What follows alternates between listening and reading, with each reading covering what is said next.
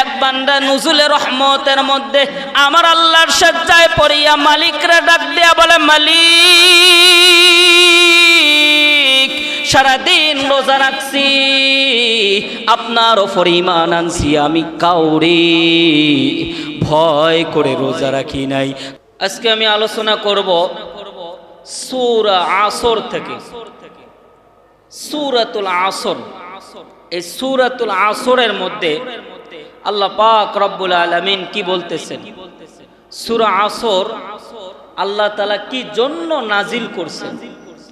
কারণ যে কোনো জিনিস আল্লাহ তাআলা আয়াত নাজিল করছে কোনো উদ্দেশ্য করে, ঠিক না?